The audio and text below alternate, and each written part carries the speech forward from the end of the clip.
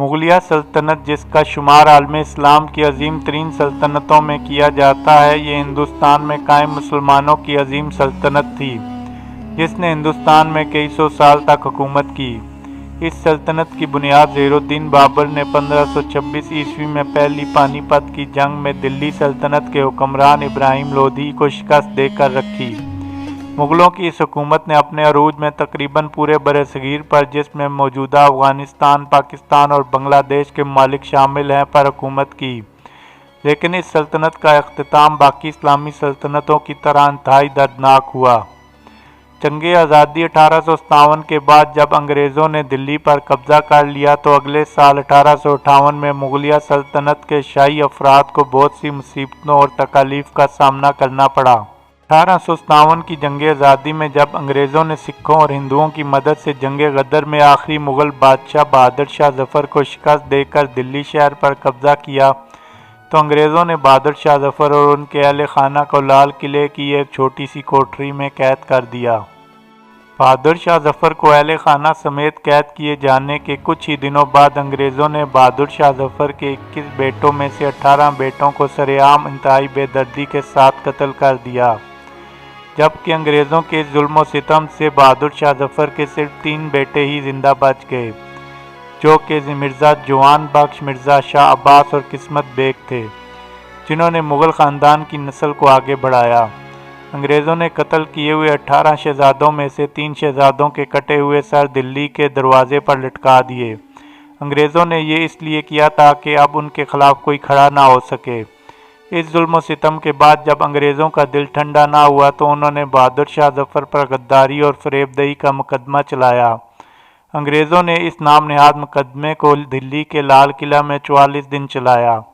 پھر انہوں نے بہادر شاہ ظفر کو پھانسی کی سزا سنا دی، جسے بعد میں جلاوطنی میں بدل کر انگریزوں نے بہادر شاہ ظفر کو ان کی بیوی زینت محل کے ساتھ رنگون برما میں بھیج دیا۔ ان کے ساتھ ان کے دونوں بیٹوں مرزا جوان بخش اور مرزا شاہ عباس کو بھی جلا وطن کر دیا۔ وہاں انہوں نے اپنی باقی زندگی نہایت غربت میں گزاری۔ سن 1862 میں برما کے شہر رنگون میں جب آخری مغل بادشاہ بہادر شاہ ظفر کا انتقال ہوا، انگریزوں نے بہادر شاہ ظفر کے 2 بیٹوں مرزا جوان بخش اور مرزا شاہ عباس کو ہندوستان واپس نہ جانے کی شرط پر زندہ رکھا، کیونکہ انگریز یہ جانتے تھے کہ اگر یہ شہزادے واپس ہندوستان چلے گئے تو یہ وہاں کی عوام کو بغاوت پر آمادہ کر کے ہمارے خلاف کھڑے ہو سکتے ہیں۔ یہی وجہ تھی کہ یہ بدنصیب شہزادے پھر کبھی واپس ہندوستان نہ جا سکے اور وہیں رنگون میں ان کی وفات ہوئی۔ شہزادے مرزا شاہ عباس کی شادی رنگون کے ایک سوداگر کی بیٹی سے ہوئی، جن سے ان کی کئی اولادیں ہوئیں، جو کہ آج انتہائی غربت کی حالت میں رنگون کے ایک شہر ڈگن نامی قصبے میں زندگی گزارنے پر مجبور ہیں۔ دوسرے شہزادے مرزا جوان بخش کی صرف ایک ہی اولاد تھی، جس کا نام مرزا جمشید بخش تھا، جو کہ مرزا جوان بخش کی بیوی نواب زمانی بیگم کے بطن میں سے تھی۔ سن 1884 میں جگر کی بیماری کی وجہ سے جب مرزا جوان بخش کا انتقال ہوا تو ان کے انتقال کے کچھ ہی سالوں بعد ان کی بیوی نواب زمانی بیگم بھی انتقال کر گئیں۔ اپنے والد مرزا جوان بخش اور اپنی والدہ نواب زمانی بیگم کے انتقال کے بعد ان کا بیٹا مرزا جمشید بخش حالات ناسازگار ہونے پر ہندوستان واپس چلا گیا،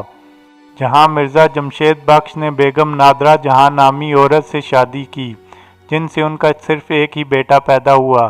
جس کا نام تاریخی اوراق میں مرزا بیدار بخت بتایا جاتا ہے۔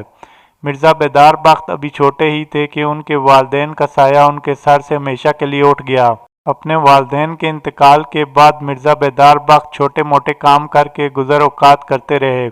اور آزادی ملنے تک انہوں نے اپنی اصل پہچان چھپائے رکھی۔ آزادی ملنے کے بعد جب سب کو مرزا بیدار بخت کی اصل شناختی پہچان ہوئی تو سرکار نے انہیں آخری مغل بادشاہ بہادر شاہ ظفر کے پڑ پوتے کی حیثیت سے تنخواہ دینا شروع کر دی۔ 1950 کی دہائی میں مرزا بیدار بخت نے سلطانہ بیگم نامی عورت سے نکاح کیا، جن سے ان کی 5 بیٹیاں اور ایک بیٹا پیدا ہوا۔ مرزا بیدار بخت جب تک زندہ تھے تو بھارت سرکار انہیں چند سو روپے تنخواہ دیا کرتی تھی، لیکن 1980 میں مرزا بیدار بخت کے انتقال کے بعد مرزا بیدار بخت کی بیوی سلطانہ اور ان کے بچوں کو تنخواہ دینا بند کر دی، جس کی وجہ سے ان کے حالات بد سے بدتر ہونے لگے۔ سلطانہ بیگم اپنے اور اپنے بچوں کا پیٹ پالنے کے لیے انہوں نے کلکتہ کے ڈالی گنج علاقے میں چائے کی ایک چھوٹی سی دکان کھول لی۔ 1982 میں سلطانہ بیگم کو بہادر شاہ ظفر کے پڑپوتے کی بیوہ ہونے کی وجہ سے بھارت سرکار نے انہیں ایک سرکاری مکان دیا، جو کہ 1983 کے اختتام تک ان سے واپس لے لیا گیا۔ سرکاری مکان چھن جانے کے بعد آخری مغل بادشاہ کے پڑپوتے کی بیوی اور بچے آج بھی کلکتہ کی تنگ گلیوں کے 2 کمروں میں رہنے پر مجبور ہیں۔